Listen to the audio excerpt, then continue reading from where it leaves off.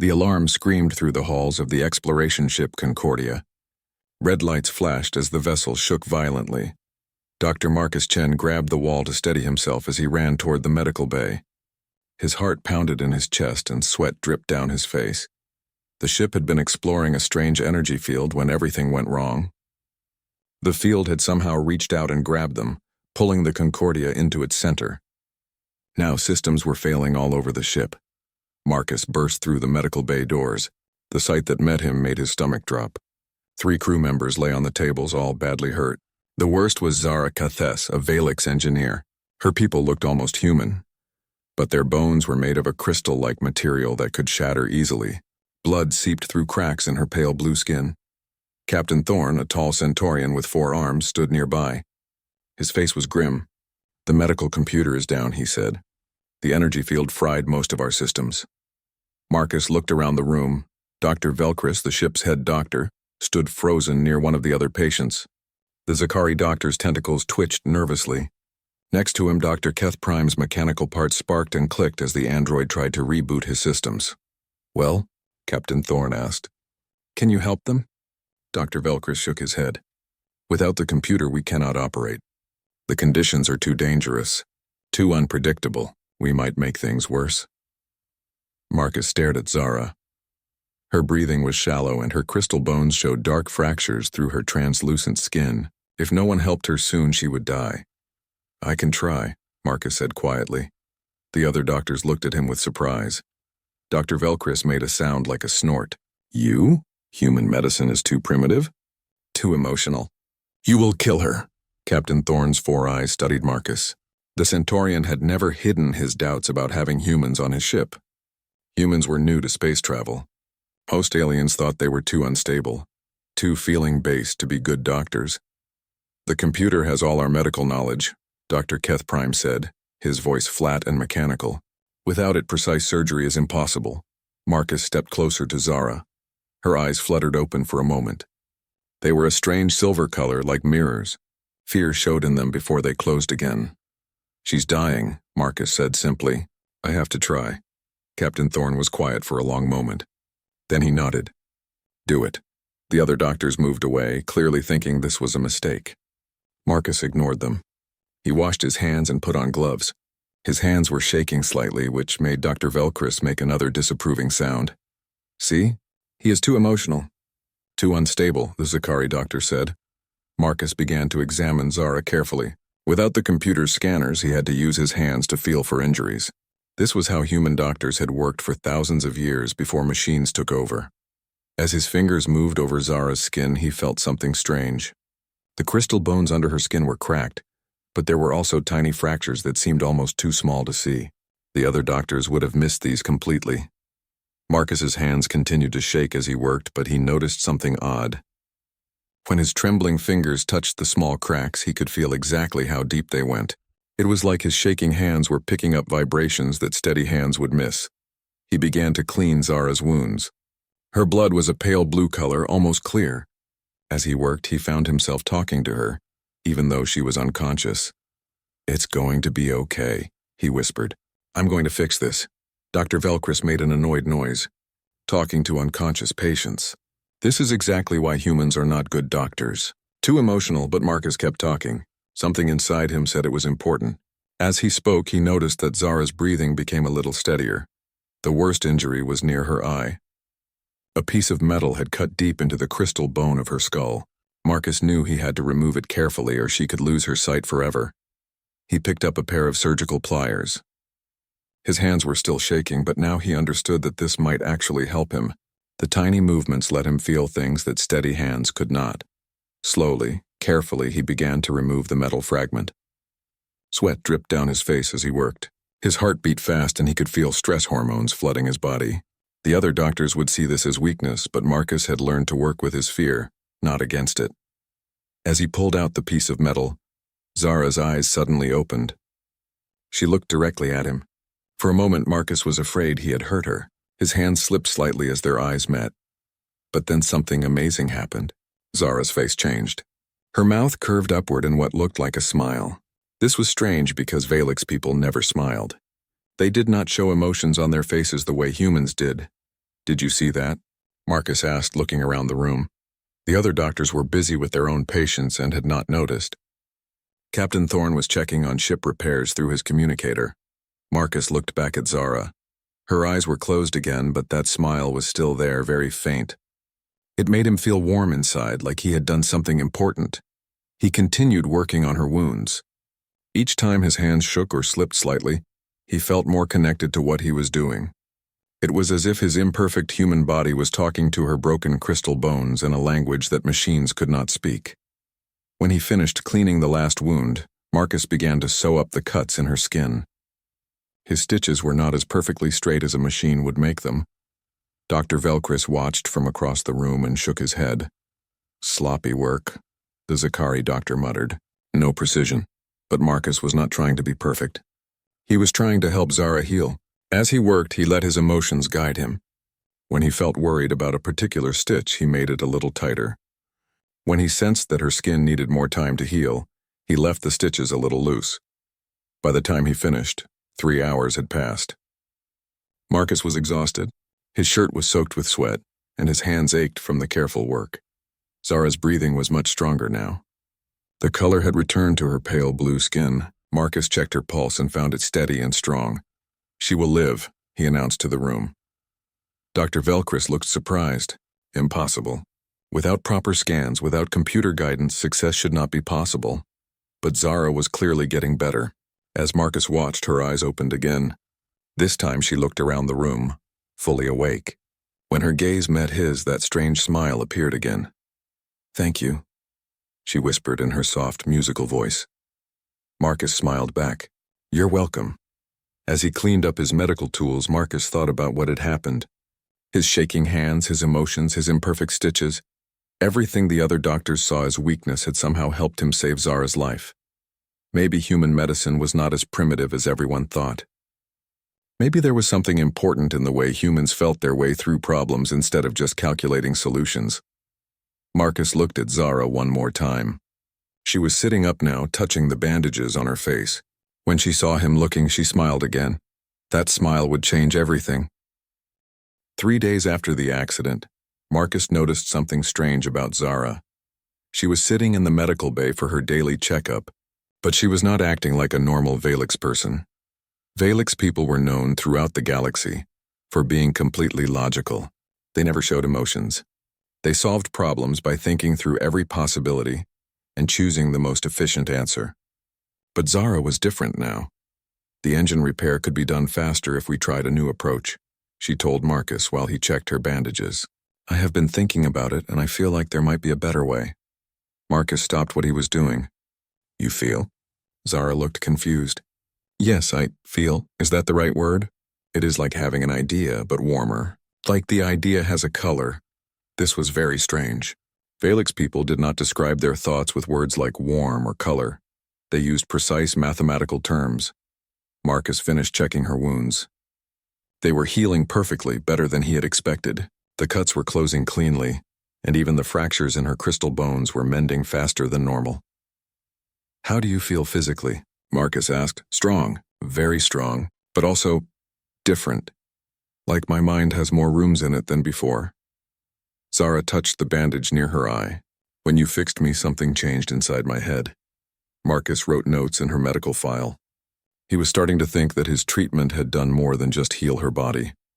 Later that day, Marcus checked on the other patients from the accident. 2 crew members had been treated by Dr. Velcris and Dr. Keth Prime. They were healing, but slowly. Both complained of pain and tiredness. "The nanobots are working perfectly," Dr. Velcris said proudly. "Every cell is being repaired with exact precision. No mistakes, no inefficiency." But Marcus noticed that these patients looked pale and weak. Their wounds were closing, but their bodies seemed tired, like they were fighting the healing process instead of working with it. "Why are they healing so slowly?" Marcus asked. Dr. Keth Prime's mechanical parts whirred as he thought. "Healing rate is within normal parameters. 3.7% improvement per day, exactly as calculated."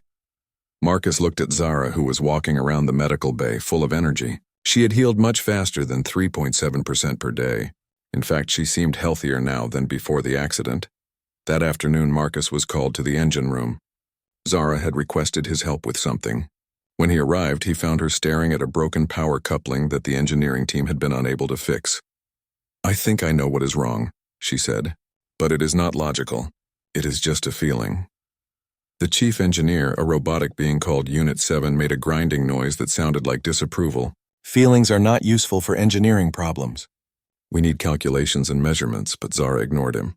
She reached into the power coupling and made a small adjustment. Immediately, the lights around them grew brighter. "How did you know to do that?" Marcus asked. "I felt where the energy wanted to flow," Zara said simply, "like the electricity was telling me where it was stuck."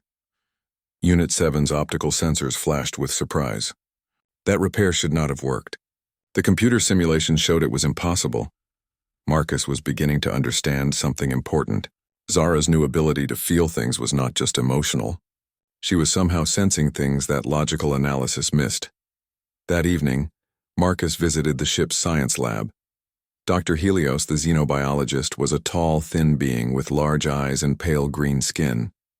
He studied how different species evolved and adapted.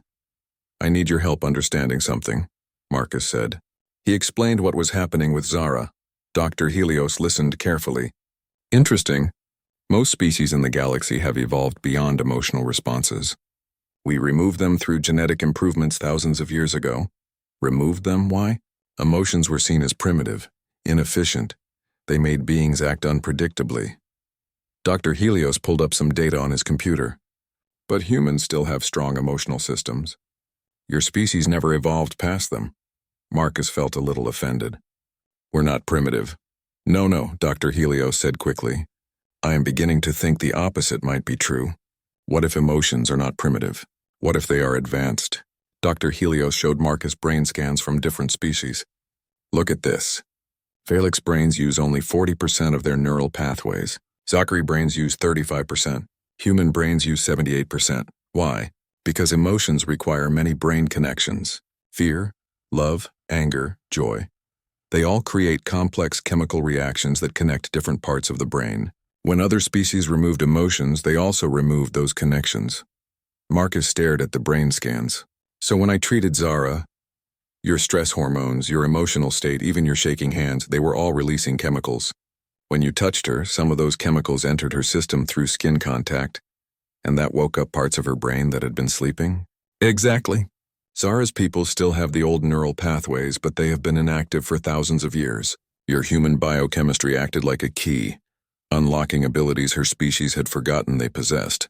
This was incredible." Marcus thought about how his hands had slipped while treating Zara, how nervous he had been, how much he had cared about saving her life. All of those weaknesses had actually helped her. "There's something else," Dr. Helios continued. "I analyzed blood samples from all the patients. The ones treated by our logical doctors show standard healing, but Zara's blood shows something amazing." He pointed to readings on his screen. "Her immune system is 300% more active than normal. Her brain is creating new neural connections every hour, and her creativity levels are off the charts." Creativity levels? The ability to see new solutions, to think in ways that pure logic cannot. It is a type of intelligence that most species lost long ago. Marcus thought about Zara fixing the power coupling by feeling where the energy wanted to flow. That was creativity, not calculation. Dr. Helios, what would happen if more beings were treated with human medical techniques? The xenobiologist's large eyes grew even wider. "I do not know, but I think it could change everything. Your emotional healing methods might be able to awaken dormant abilities in any species." That night, Marcus could not sleep. He kept thinking about what Dr. Helios had told him. If human emotions and imperfect medical techniques could help other species evolve, then everything the galaxy believed about medicine was wrong. He went to check on Zara one more time. She was awake, sitting by the window, looking out at the stars. "Cannot sleep either?" she asked, smiling that new smile of hers. "Too much to think about," Marcus said. "Yes, I have been thinking too, about how I feel now compared to before. Before the accident, my thoughts were like straight lines. Now they are like rivers flowing in curves and finding new paths." Marcus sat down next to her. "Are you happy about the change?" Zara considered this. "Happy? Yes, I think that is what this feeling is called. I had read about happiness in human books, but I never understood it before. Now I do. She looked at Marcus with gratitude in her silver eyes. You gave me something wonderful when you healed me. You gave me the ability to feel. Marcus smiled back. He was beginning to realize that maybe human medicine was not primitive at all. Maybe it was the most advanced healing system in the galaxy. 2 weeks after Zara's recovery, disaster struck the Concordia again. This time it was not an accident. It was a plague. The first victim was Engineer Chorus, a Timelian with purple scales. He collapsed in the hallway, his eyes staring at nothing. When Dr. Velcris examined him, they found something terrifying. His logical brain centers are shutting down, Dr. Velcris announced to the medical team. This appears to be some kind of virus that attacks rational thinking. Within hours, more crew members fell ill. The virus spread quickly through the ship's air system. Affected beings could not think clearly. They wandered the halls, confused and lost. Marcus watched in horror as the medical bay filled with victims. Dr. Velcris and Dr. Keth Prime worked frantically, but their treatments were not working. The virus targets the brain areas responsible for logical processing, Dr. Keth Prime reported. All affected species show the same pattern: complete shutdown of analytical thinking. Captain Thorne, who had managed to avoid infection so far, called an emergency meeting. His forearms moved nervously as he spoke. At this rate, we will lose the entire crew within days. Our best doctors cannot find a cure. Do any of you have suggestions? Marcus raised his hand slowly. Captain, I have noticed something. The virus affects logical brain centers, but humans are not getting as sick. This was true. A few humans on the ship had caught the virus, but their symptoms were much milder. They felt confused for a few hours, then recovered completely. Explain, Captain Thorne demanded. Marcus thought carefully about how to explain his theory. Human brains are different. We do not rely only on logical thinking. We also use emotional thinking, creative thinking, intuitive thinking. If the virus attacks logical centers, we have backup systems. Dr. Velcris made his usual disapproving sound. Emotional thinking is not real thinking. It is just random neural firing. But what if it is not random? Marcus asked. What if emotional thinking is another type of intelligence?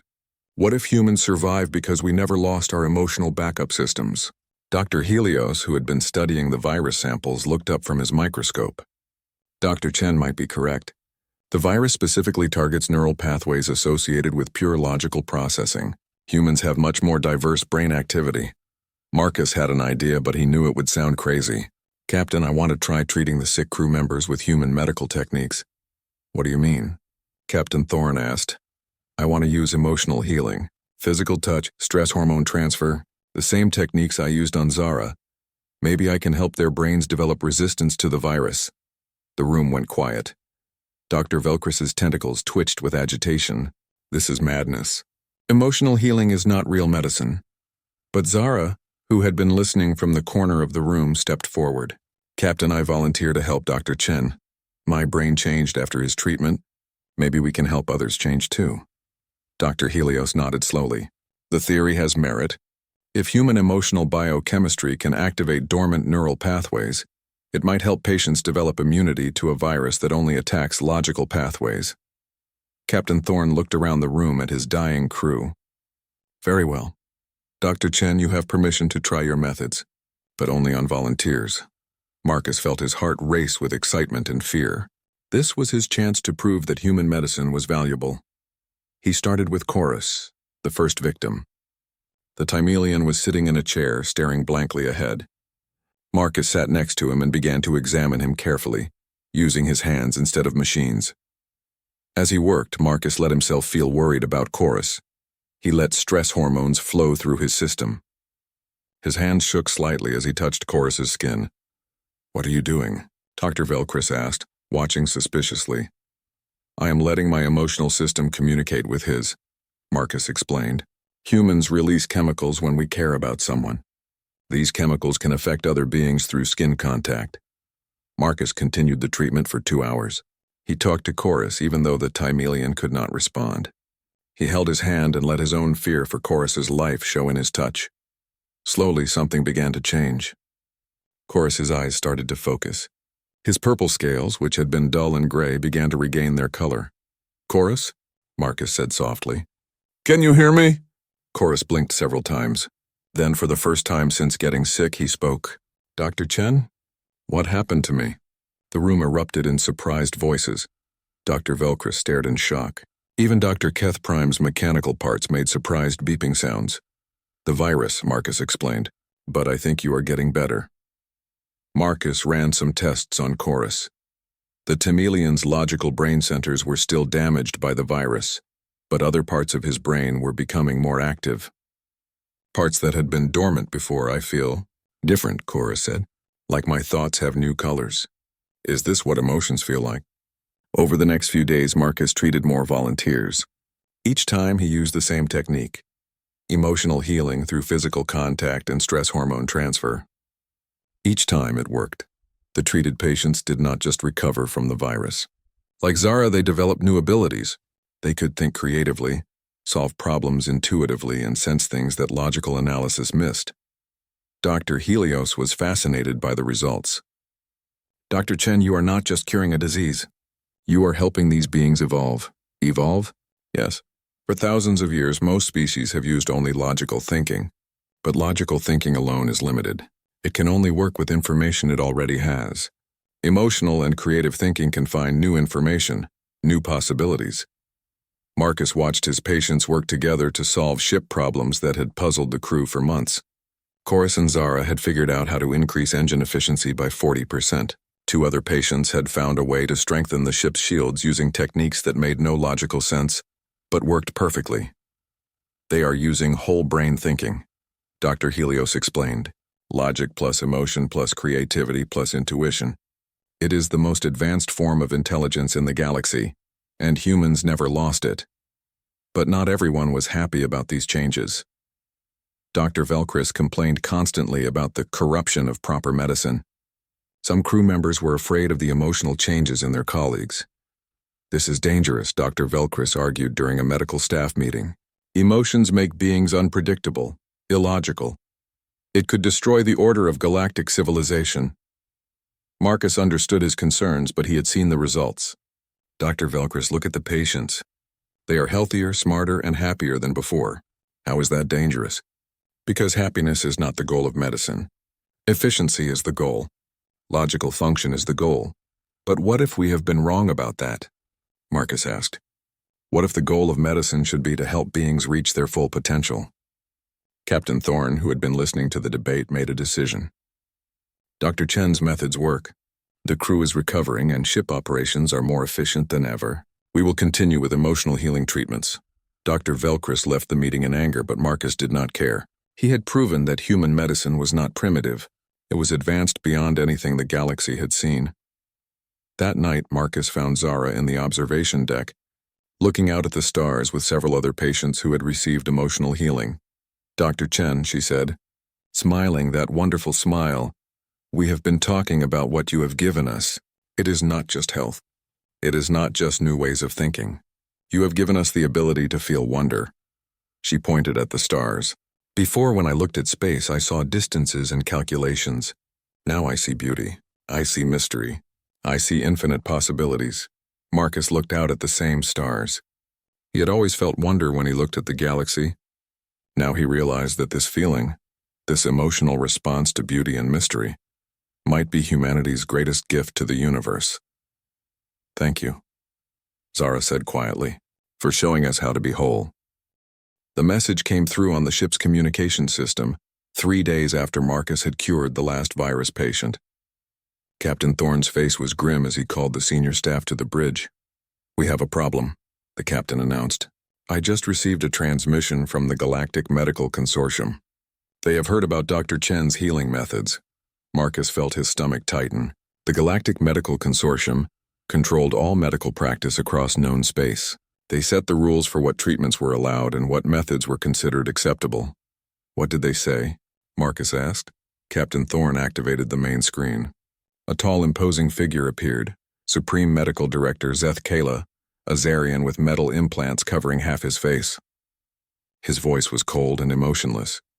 Captain Thorne, we have received disturbing reports about unauthorized medical experiments aboard your vessel. The use of primitive emotional healing techniques is strictly forbidden under Galactic Medical Code 7.3.9. The transmission continued. Dr. Marcus Chen is to be detained immediately and transported to Xerion Prime for medical tribunal. Any crew members who have been subjected to emotional healing treatments must be quarantined and treated for psychological contamination. Marcus felt his blood run cold. Psychological contamination? Dr. Helios stepped forward. The consortium believes that emotions are a disease, Dr. Chen. They think you have infected your patients with dangerous human instability. Captain Thorne switched off the transmission. They are sending a fleet to intercept us. 5 medical enforcement ships armed with neural suppression weapons. Neural suppression? Zara asked. She had been listening from the back of the bridge, along with several other patients Marcus had treated. Weapons that shut down emotional brain centers, Dr. Helios explained sadly. If they use those on you, you will return to your previous logical-only state. All the growth, all the new abilities you have gained, they will be erased. Marcus looked around the bridge at the crew members he had helped heal. Their faces showed fear, but also determination. These beings had experienced emotional thinking for the first time in their species' history. They did not want to give it up.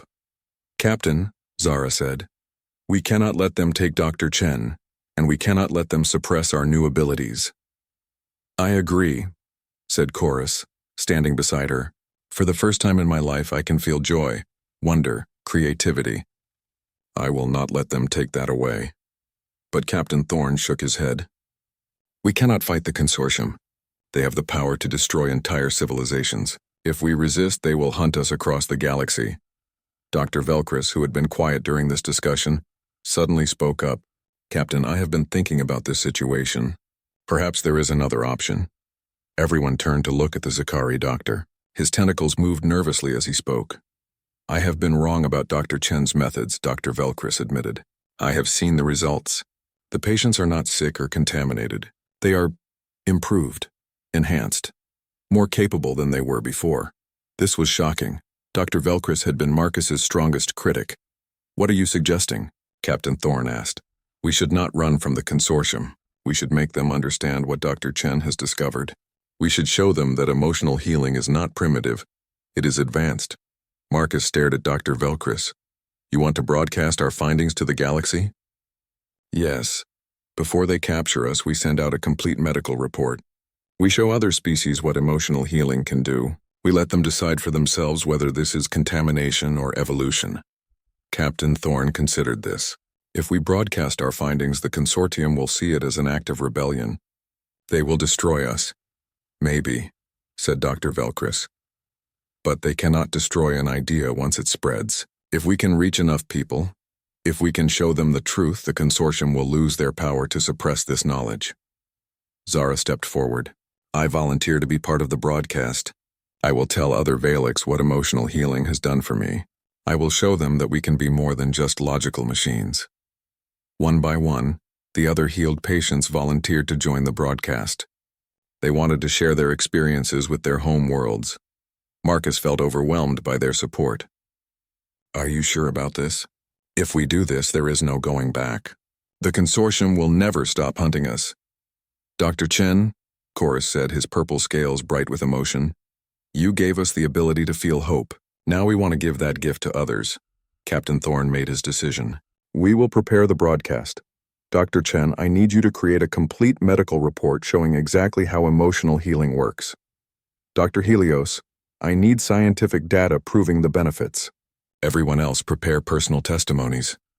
For the next 18 hours, the crew worked frantically to prepare their message to the galaxy. Marcus wrote detailed explanations of his healing techniques. Dr. Helios provided brain scans showing the neural changes in treated patients. Zara and the others recorded videos describing their transformations. Meanwhile, the consortium fleet grew closer. Long-range scanners showed 5 massive ships approaching fast. Broadcast ready, announced Communications Officer Terra, a young human with nervous energy. Do it, Captain Thorne ordered. The transmission went out on all galactic frequencies. It included Marcus's medical data, scientific proof of the benefits of emotional healing, and personal stories from patients who had been transformed. Within hours, responses began coming in from across the galaxy. Some were angry messages from consortium-loyal governments, demanding that the Concordia surrender immediately, but others were different. This is Dr. Yeth Mora from the Andromedan Medical College, came one transmission. We have reviewed your data. It is fascinating. We request permission to begin experimental emotional healing treatments. Another message arrived from a group of young Valix doctors. We want to learn these human techniques. Our people have been logical for too long. We are ready for change. More and more messages arrived. Scientists, doctors, and ordinary citizens from dozens of worlds expressing interest in emotional healing. Some even reported trying basic techniques based on Marcus's broadcast instructions. It is working, Dr. Helios said excitedly. The idea is spreading faster than the consortium can suppress it. But their celebration was cut short. The consortium fleet had arrived. Supreme Medical Director Zeth Kala's voice echoed through the ship's communication system. Concordia, you have violated galactic medical law by spreading dangerous emotional contamination. Surrender Dr. Chen immediately, or we will board your vessel by force. Captain Thorne opened a channel to respond. Director Zeth Kala, we have committed no crime. We have discovered a new form of medicine that helps beings reach their full potential. Emotions are not potential. They are chaos. They are weakness. They must be eliminated for the good of galactic civilization. Marcus stepped forward and activated his own communication link. Director, with respect, you are wrong. Emotions are not weakness. They are strength. They are the key to unlocking abilities that pure logic cannot access. Human, you will be silenced. All beings you have contaminated will be cured of their emotional infection. And what if they do not want to be cured? Marcus asked. What if they choose to keep their emotions? There was a long pause. Then Zeth Kala's voice returned, colder than ever. Choice is irrelevant. Efficiency is what matters. Logical order is what matters. You have until the next hour to surrender, or we will take you by force. The transmission ended. The consortium ships moved into attack formation around the Concordia. Marcus looked around the bridge at his friends and patients. They were all afraid, but they were also determined. They had tasted emotional life and they would not give it up without a fight. Whatever happens, Zara said quietly. You have already won, Dr. Chen. The galaxy has heard our message. The idea of emotional healing will survive even if we do not. Marcus nodded, feeling proud and terrified at the same time. In trying to save one patient, he had started a revolution that would change the galaxy forever. The hour passed slowly. Marcus stood on the bridge of the Concordia, watching the consortium ships surround them. 5 massive vessels bristling with weapons, all pointed at their small exploration ship. Then something unexpected happened. Captain, Communications Officer Terra called out. We are receiving multiple incoming transmissions. Ships are approaching from hyperspace. On the main screen, new vessels began to appear. First 1, then 5, then dozens. Ships from different worlds, different species, all converging on their location. This is Captain Velterra of the Andromedan science vessel Curiosity, came a voice over the radio. We are here to support the Concordia and Dr. Chen's research. Thymelian medical ship Healing Wind reporting. We stand with emotional healing. Valix research vessel New Thought arriving. We protect our transformed brothers and sisters. Marcus stared in amazement as more ships continued to arrive. Word of their broadcast had spread incredibly fast, and beings from across the galaxy had come to help. Supreme Medical Director Zeth Kala's voice crackled over the communication system, sounding angry and confused. Unknown vessels, you are interfering with official consortium business. Withdraw immediately or face criminal charges. Captain Velterra of the Andromedan ship responded first. Director Zeth Kala, we have reviewed Dr. Chen's medical data. His techniques represent a major breakthrough in healing and consciousness enhancement. We cannot allow you to suppress this discovery. Emotional contamination is not a breakthrough, Zeth Kala shouted. It is a disease that threatens the logical order of civilization. Then a new voice joined the conversation, young and determined. Director, this is Dr. Kala Shen of the Valix Medical Academy. We have already begun using Dr. Chen's techniques on volunteer patients. The results are extraordinary. Marcus felt his heart skip. Other doctors were already trying emotional healing based on his broadcast. Dr. Kala Shen, you are violating medical protocols, Zeth Kala warned. No, Director. We are advancing medical science. In the past 12 hours, we have successfully treated 15 patients using human emotional healing methods. All show improved cognitive function, enhanced creativity, and stronger immune systems. More voices joined in. Doctors, scientists, and researchers from dozens of worlds reported similar results. They had all tried Marcus's techniques and found them to work exactly as described. "This is impossible," Zethkala muttered. "Emotions cannot improve medical outcomes. Logic is the only path to proper healing." Dr. Helios stepped forward on the Concordia's bridge and opened a communication channel. "Director Zethkala, may I present some scientific data for your consideration?" "Speak quickly, scientist." Dr. Helios transmitted brain scan data to all the ships in the area. These scans show neural activity in patients before and after emotional healing treatments. As you can see, logical brain regions remain fully functional, but previously dormant areas become highly active. The data was clear and undeniable. Emotional healing did not damage logical thinking. It enhanced it by adding new types of intelligence. Furthermore, Dr. Helios continued, genetic analysis shows that all galactic species originally possessed these emotional neural pathways. They were not removed by evolution. They were artificially suppressed through genetic modification thousands of years ago. This revelation sent shockwaves through the assembled fleet. For millennia, most species had believed that emotions were primitive traits they had naturally evolved beyond. "You are suggesting that we made ourselves less capable on purpose?" asked Captain Veltara. "Exactly. In the pursuit of pure logic, galactic civilization accidentally crippled itself. Dr. Chen's emotional healing techniques restore natural capabilities that were lost." Zethkala's voice was quieter now, less certain. "Even if this data is accurate, emotions remain dangerous. They make beings unpredictable. They threaten social order." Marcus decided it was time to speak for himself. "Director, may I ask you a personal question?" "Speak." "When you became a doctor, why did you choose medicine? What was your original motivation?" There was a long pause. When Zethkala answered, his voice sounded different, softer, more thoughtful. I wanted to help people. To reduce suffering. To make the galaxy a better place. That desire to help, that is an emotion, Director. It is compassion. Without it, medicine becomes just a technical skill with no purpose." Another pause. Marcus could hear uncertainty in the director's silence. Zara stepped forward and activated her own communication link. "Director Zethkala, my name is Zara Kathes. I am Valix. 3 weeks ago I was like you, purely logical, emotionally suppressed. Dr. Chen's treatment awakened my dormant neural pathways." "And you consider this an improvement?" Zethkala asked. "I consider it a miracle. For the first time in my life, I can feel joy when I see a beautiful sunset. I can feel satisfaction when I solve a difficult problem. I can feel love for my friends. These emotions do not make me weak or chaotic, they make me complete." Marcus watched the main screen as something remarkable happened. Some of the consortium ships began to pull back from attack formation. Their crews were listening to the conversation and starting to question their orders. "Director," came a new voice from one of the consortium vessels. "This is Dr. McThorin aboard medical enforcement ship Razor. I have been analyzing the data from the Concordia. The evidence for emotional healing is compelling." "Dr. McThorin, you will maintain position and await orders," Zethkala commanded. "Sir, with respect, I believe we may be wrong about emotional healing.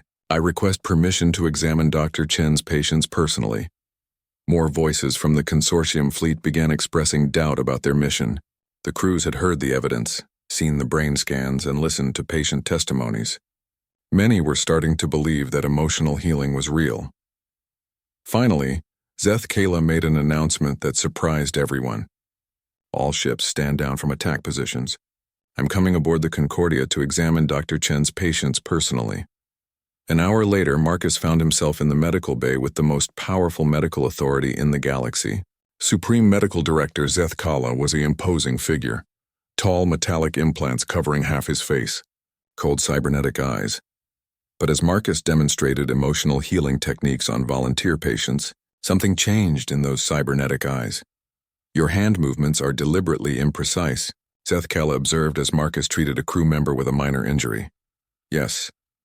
The slight trembling allows me to feel things that steady hands miss. It also releases stress hormones that help trigger neural plasticity in the patient."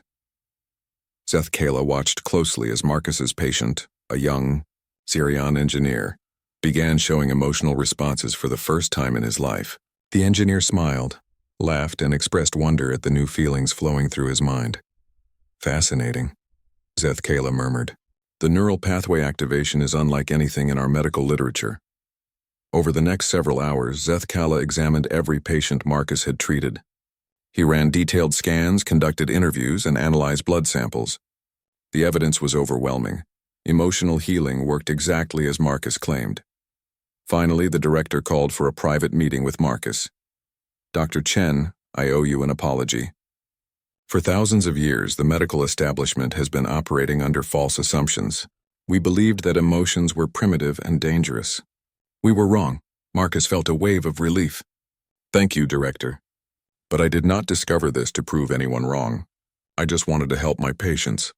And that motivation, that emotional drive to help others, is precisely what makes your medicine so effective." Zethkala paused, looking thoughtful. "Dr. Chen, I have a proposal." "Yes?" "The Galactic Medical Consortium would like to offer you a position as Director of Emotional Healing Research. We want you to teach these techniques to doctors throughout the galaxy." Marcus was stunned. "You want to make emotional healing official?" "More than official. We want to make it the new standard of care. Based on your results, emotional healing should be available to every being in the galaxy who wants it." 6 months later, Marcus stood in a lecture hall on the consortium's homeworld, teaching emotional healing techniques to doctors from hundreds of different species. The galaxy had changed dramatically since that day when his hand slipped while treating Zara. Emotional healing centers had opened on thousands of worlds. Beings who had lived their entire lives with only logical thinking were discovering joy, creativity, wonder, and compassion for the first time. Art, music, and literature flourished as species rediscovered their capacity for emotional expression. Not everyone chose emotional healing. Some beings preferred to remain purely logical, and that choice was respected. But for those who wanted to experience the full range of consciousness, the option was now available. After his lecture, Marcus returned to his quarters to find a message waiting for him. It was from Zara, who had become the first Valix doctor to specialize in emotional healing. "Dear Dr. Chen," the message read, "I wanted you to know that today I treated my 1,000th patient. A young Valix who had never smiled in her life. When my hand slipped slightly during her treatment, just as yours did with me, she looked at me with the most beautiful smile I have ever seen. Thank you for teaching me that our imperfections are what make us perfect.